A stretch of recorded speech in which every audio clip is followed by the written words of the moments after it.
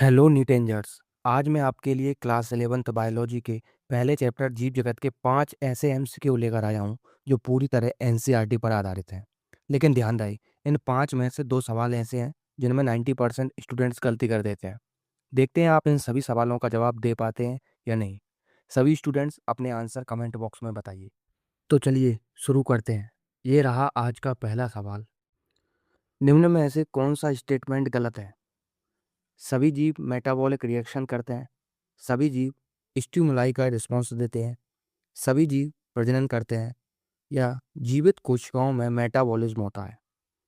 तो आप 5 सेकंड सोच सकते हैं या वीडियो पॉज करके आराम से सोचकर इसका जवाब देना कि कौन सा स्टेटमेंट है जो गलत है। सही नहीं पूछा, इन्होंने गलत पूछा है।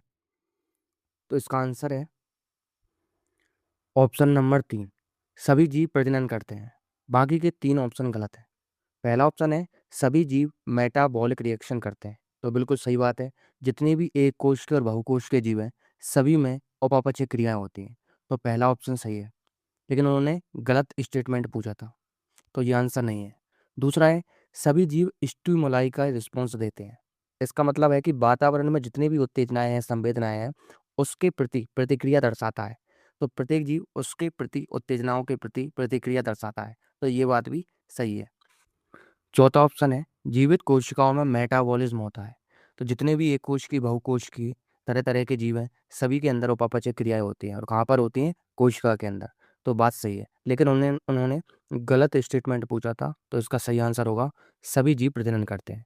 क्योंकि कुछ ऐसे जीव भी हैं जो प्रजनन नहीं करते, जैसे कि गधा और घोड़े के इंटरब्रीडिंग से कौन बनता है? म्यूल यानी खच्चर। तो वो आगे जाके संतति उत्पन्न नहीं कर सकता, क्योंकि उसके अंदर युग्मक नहीं बनते। तो कुछ जीव ऐसे हैं जो क्या नहीं करते? प्रजनन नहीं करते। लाइगर नहीं करता और टेगोन नहीं करता। तो ये कुछ उदाहरण है जो प्रजनन नहीं करते। तो इसका जो सही आंसर होगा वो होगा ऑप्शन नंबर तीसरा। चलिए अगला क्वेश्चन देखते हैं। निम्न में से कौन सा कथन जीवित और निर्जीव के बीच सीमा स्पष्ट ना होने का कारण है? आपके सामने 4 ऑप्शन है। आराम से सोच समझ कर इसका जवाब दीजिए। ये ऐसा क्वेश्चन है जिसमें अधिकतर स्टूडेंट्स गलती करते हैं, क्योंकि देखने में चारों ऑप्शन समान है और समझ में नहीं आता कि ये कौन सा वाला ऑप्शन सही होगा। तो आप आराम से सोचिए और इसका जवाब दीजिए। तो चलिए देखते हैं कि इसका आंसर क्या होगा। तो इसका सही आंसर है ऑप्शन नंबर 2, कुछ निर्जीव वस्तुएं भी ग्रोथ दिखाती हैं। देखो, जितनी भी निर्जीव वस्तुएं हैं सभी बाहरी रूप से ग्रोथ दिखाती है। जैसे क्रिस्टल हुआ, अगर किसी क्रिस्टल के टुकड़े को किसी घोल में डाला जाए, कोई विलयन है जिसमें विलय की मात्रा, कण की मात्रा ज़्यादा है, उस विलयन में डाला जाए, तो उस क्रिस्टल के चारों तरफ जितने भी मॉलिक्यूल्स होंगे उस विलयन के, वो आकर चिपक जाएंगे, जिसकी वजह से क्या होगा? उस क्रिस्टल की क्या ग्रोथ होती दिखाई देगी। ठीक है। तो क्वेश्चन यही था कि निम्न में से कौन सा कथन है जो जीवित और निर्जीव के बीच सीमा स्पष्ट न होने का कारण है? क्योंकि ग्रोथ जीवित वस्तुओं में भी दिखाई देती है और निर्जीव वस्तुओं में भी दिखाई देती है, इसलिए ये फैक्टर मायने नहीं करता कि जीवित है या निर्जीव, क्योंकि ये दोनों में मिलती है। पहला ऑप्शन देखते हैं कि सभी जीव ग्रोथ दिखाते हैं, सही बात है। तीसरा ऑप्शन है कि सभी जीव उपापचय करते हैं, बिल्कुल, क्योंकि उनके पास में कोशिकाएं होती हैं और कोशिकाओं के अंदर मेटाबॉलिज्म की क्रिया होती है। चौथा ऑप्शन है जीव परिवर्तन का रिस्पॉन्स देते हैं, यानी जितने भी बाहरी वातावरण में उत्तेजना है उनके प्रति प्रतिक्रिया दर्शाते हैं। तो ये भी ऑप्शन सही है, लेकिन उन्होंने पूछा था कि जीवित और निर्जीव के बीच सीमा स्पष्ट न होने का कारण है, तो वो है ग्रोथ। तो इसका जो राइट आंसर है वो है ऑप्शन नंबर 2। नेक्स्ट क्वेश्चन है, यदि 2 जीव प्राकृतिक परिस्थितियों में आपस में प्रजनन करके उपजाऊ यानी फर्टाइल संतान उत्पन्न करते हैं, तो ये किस अवधारणा के अंतर्गत आता है? आपके सामने 4 ऑप्शन दे रखे हैं। आराम से इसका उत्तर बताइए सोचकर कि इसका क्या आंसर होगा। फिर इसको डिटेल में समझते हैं। तो चलिए देखते हैं इसका आंसर क्या है। तो इसका आंसर है ऑप्शन नंबर 2, जैविक प्रजाति अवधारणा यानी बायोलॉजिकल स्पीसीज कॉन्सेप्ट। देखिए, ये कॉन्सेप्ट मेयर ने दिया था। उन्होंने कहा था कि जब प्राकृतिक परिस्थितियों में जब एक ही तरह के जीव, एक ही स्पीसीज के जीव रहते हैं, तो उनके बीच में आराम से प्रजनन हो सकता है और उनके द्वारा जो संतान उत्पन्न होगी वो भी आगे चलकर अपनी जैसी संतति उत्पन्न करेगी। ठीक है। तो इसका सही आंसर होगा दूसरा। पहला ऑप्शन है आकृतिक प्रजाति अवधारणा। इसका मतलब है कि कोई भी जीव, ऐसी प्रजाति जो देखने में आकार में समान है, तो इसका आंसर सही नहीं है। तीसरा ऑप्शन है पारिस्थितिक प्रजाति अवधारणा, यानी किसी भी पारिस्थितिकी में रहने वाले जीव, उनकी प्रजाति किस तरह की है, तो ये भी गलत है। और चौथा है विकासवादी प्रजाति अवधारणा, ये ऑप्शन भी गलत है। तो इसका राइट ऑप्शन कौन सा होगा? दूसरा, जैविक प्रजाति अवधारणा। नेक्स्ट क्वेश्चन है, चित्र में दिखाई गई संरचना किसका उदाहरण है? सबसे पहले डायग्राम देखिए, और डायग्राम को अच्छे से देखने के बाद आपके सामने चार ऑप्शन है, और इनमें से बताइए कि डायग्राम किससे संबंधित है। आराम से वीडियो को पॉज करके आराम से सोचिए और सही आंसर दीजिए। तो चलिए इसका आंसर देखते हैं।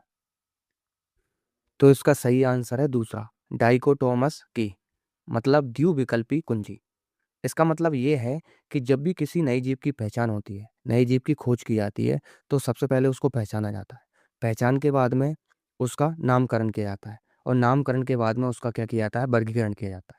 तो सबसे पहले जब उसको खोजा जाता है, तो उसके आकार की, उसके शारीरिक संरचना को देखकर डाइकोटोमस की का उपयोग किया जाता है उसका वर्गीकरण करने के लिए। ठीक है? तो इसमें हाँ या ना, येस और नो यानी शब्दों का उपयोग करते हैं। मान लो दो जीव हैं, जैसे एक मेंढक है और एक कबूतर है, और उनमें देखना है कि ये किस-किस वर्ग में आते हैं। तो सबसे पहले देखेंगे कि पंख किस में है, तो कबूतर में पंख होते हैं, मेंढक में नहीं होते, तो कबूतर ऑप्शन सही हुआ। अब अगले देखते हैं मेंढक में नहीं है, तो मेंढक कौन है? उभयचर है, तो वो स्तनी वर्ग में या पक्षी वर्ग में नहीं आएगा। इस तरह इसका लगातार वर्गीकरण करते आते हैं, और आखिर में हमें उस जीव के बारे में पता चलता है। तो इसका आंसर क्या होगा? दूसरा, डाइकोटोमस की। पहला है हर्बेरियम शीट, तो इससे संबंधित नहीं है। हर्बेरियम शीट क्या होती है? हर्बेरियम शीट में पादपों को सुखाकर दबाकर रखा जाता है, और उसकी पूरी जानकारी रखी जाती है। वहाँ पर लिखी होती है कब खोजा गया, किस वैज्ञानिक ने खोजा था, कब खोजा गया, किस क्षेत्र से खोजा गया, किस तारीख को खोजा गया, ये सारी जानकारी वहाँ पर होती है। तीसरा ऑप्शन है बॉटनिकल गार्डन। बॉटनिकल गार्डन में क्या होता है? जो लुप्त प्राय पादप हैं, औषधि वाले पादप है, वहाँ पर उनको लगाया जाता है। और चौथा ऑप्शन है म्यूजियम स्पेसिमेन। यहाँ पर पुरानी जीवाश्मों को रखा जाता है, कुछ पौधों को, जंतुओं को, उनके शरीर को वहाँ पे रखा जाता है, उनकी संरक्षित किया जाता है उनको। ठीक है?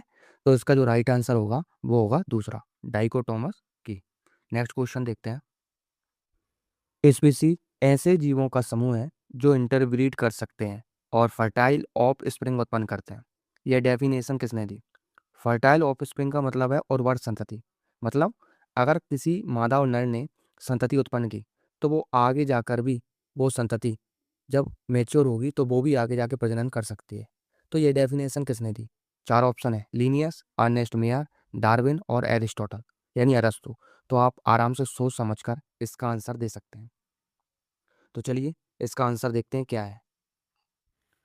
इसका सही आंसर है ऑप्शन नंबर 2, अर्नेस्ट मेयर। इन्होंने ही जैविक प्रजाति अवधारणा प्रस्तुत की थी। ठीक है? इन्होंने कहा था कि जब एक ही प्रकार के जीव हैं, एक ही प्रकार के जाति के जीव हैं, तो वो आपस में प्रजनन कर सकते हैं, और उनके द्वारा जो संतति उत्पन्न होगी वो भी आगे जाके प्रजनन कर सकती है। तो ये सिद्धांत, ये अवधारणा किसने दी थी? अर्नेस्ट मेयर ने। तो इसका सही आंसर है दूसरा। पहला ऑप्शन है लीनियस। लीनियस ने द्विनामकरण नामकरण पद्धति दी थी, जिसमें किसी भी जीव के वैज्ञानिक नाम में वंश और जाति, दो मेन जो शब्द थे वो दिए थे, जिसमें पहला शब्द वंश होगा और दूसरा जाति। तीसरा है डार्विन। डार्विन ने प्राकृतिक चयन का सिद्धांत प्रस्तुत किया था, सबको पता है। और चौथा है एरिस्टोटल। ठीक है? इन्हें क्या कहा जाता है? जंतु विज्ञान का जनक और भ्रूण विज्ञान का जनक भी कहा जाता है। ठीक है?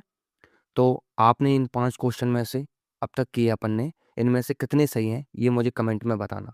और क्या वाक़ई आपने सही किए हैं या नहीं? अगर नहीं किए तो आपको ये चैप्टर पढ़ने की और ज़्यादा ज़रूरत है। और अगर आपने किए हैं तो मुबारक हो, क्योंकि नीट 26 के लिए इसी तरह के क्वेश्चन आप बनने वाले हैं। इससे संबंधित आगे भी अगले चैप्टर के सारे क्वेश्चन अपन देखने वाले हैं, जो अच्छे लेवल के होंगे और अच्छे से अच्छे आपके कॉन्सेप्ट पूरे हो जाएँगे। जब उन क्वेश्चंस को करेंगे तो आपको डीपली कॉन्सेप्ट को भी समझने में मदद मिलेगी, और नए क्वेश्चन भी देखने को मिलेंगे।